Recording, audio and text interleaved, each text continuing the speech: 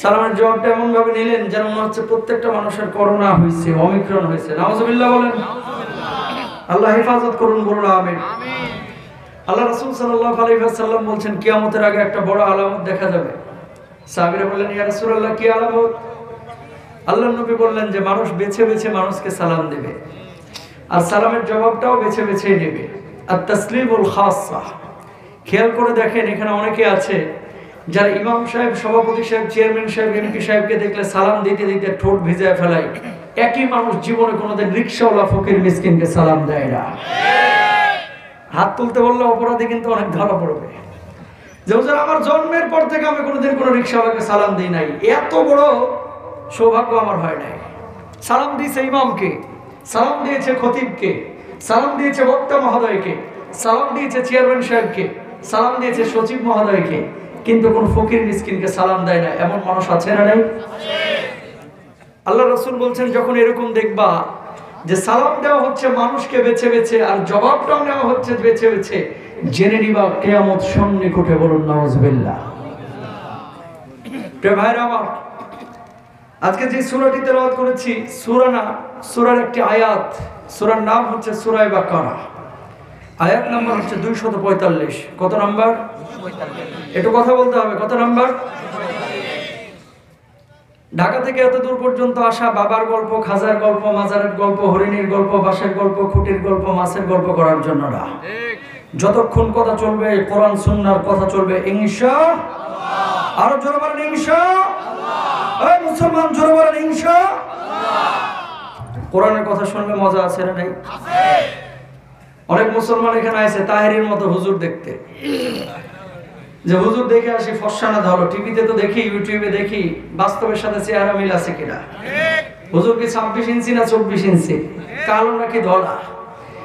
আল্লাহর দোহাই লাগে আপনাদের কাছে রিকোয়েস্ট করি, হুজুর দেখার জন্য, বক্তা দেখার জন্য এখানে বসার দরকার নাই।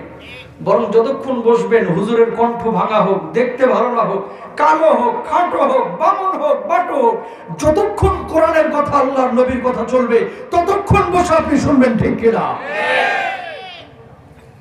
ওয়াজ মাহফিল বহুত হচ্ছে, কিন্তু সমাজের পরিবর্তন কোন কোন জায়গায় হচ্ছে, কোন কোন জায়গায় হচ্ছে না। মঞ্চগুলো এখন যাত্রা পালাগানের মতো ব্যবহার হচ্ছে। কথা বলো। তাফসিরে ঢুকবো, দু একটা কথা আগে বলে নিই।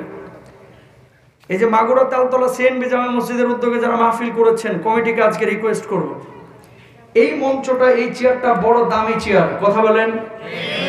এই চেয়ারটা আপনারা আমার কাছে আমানত রেখেছেন এই 1.5 ঘন্টা 1 ঘন্টা। আমি যদি এই চেয়ারের অপব্যবহার করি, এই অপব্যবহার করার জন্য আল্লাহর আদালতে আমার দাঁড়াইতে হবে। কিন্তু কমিটির খামখেয়ালের কারণে যদি চেয়ারটা অপব্যবহৃত হয়, তাহলে কমিটিকেও আল্লাহর আদালতে দাঁড়াইতে হবে। কথা বলেন ঠিক না? আজকে বাংলাদেশে অনেক মাহফিলের মঞ্চে চেয়ারে নিয়ে এসে শিশু বক্তা, খাটো বক্তা, বড় বক্তা, কালা বক্তা, ল্যাংড়া বক্তা, লুলা বক্তা।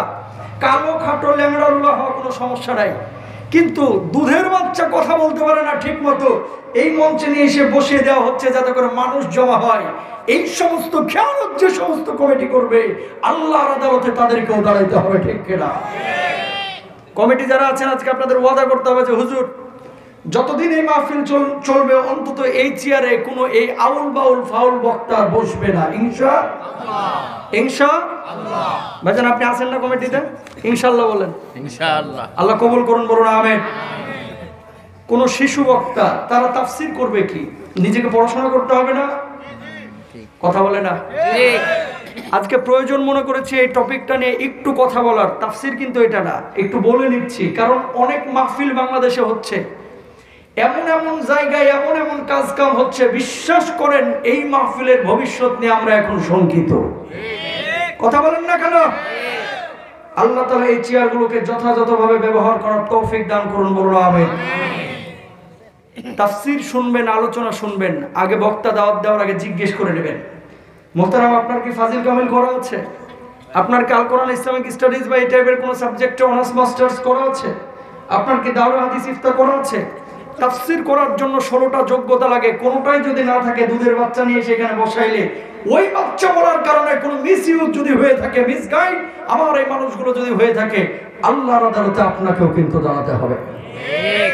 সুতরাং এই চেয়ারগুলো বড় দামি চেয়ার, এতগুলো মানুষ এখানে আপনারা বসে আছেন, সাতক্ষীরার মানুষ, আল্লাহ তাআলা আপনাদের সময়টাকে কবুল করুন, বলুন আমিন। প্রিয় ভাইরা আমার, নিয়ে এসেছেন আমাদেরকে কে? কথা বলেন, ঘুমাবেন না। কে নিয়ে এসেছেন? সে আল্লাহর শুকরিয়া আদায় করা দরকার আছে না নাই? এই যে চোখের পাতা আপনি ফেলছেন প্রতিদিন 23,040 বার চার্জ দেওয়া লাগে এই চোখের পাতা ফেরানোর জন্য, তৌফিক দিয়েছেন কে? আপনার পেটের মধ্যে দুই পাশে দুইটা কিডনি আল্লাহ তাআলা রেখেছেন, একটা কিডনি দুইটা কিডনি আছে না নাই?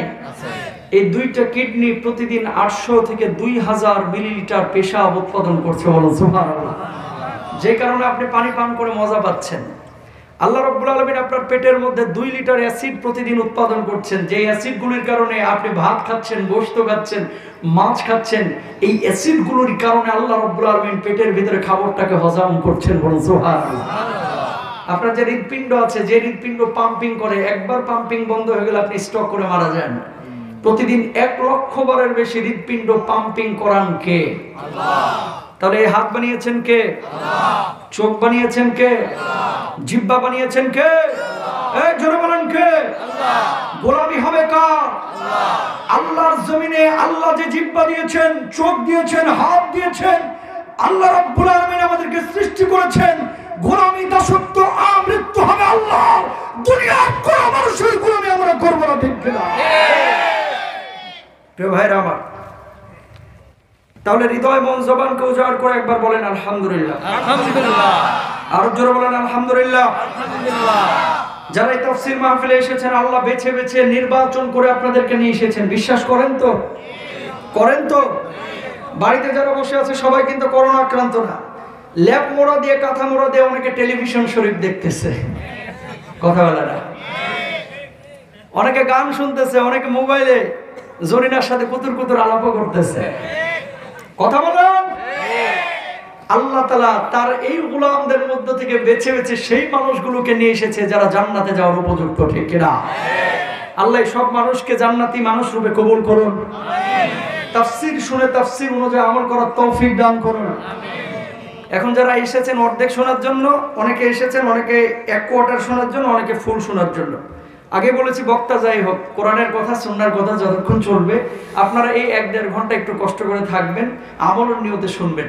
শেষ পর্যন্ত কে কে থাকবেন একটু আমার আল্লাহকে দেখান তো ভাই। লিল্লাহি তাকবীর, লিল্লাহি তাকবীর। হাতটা নামান।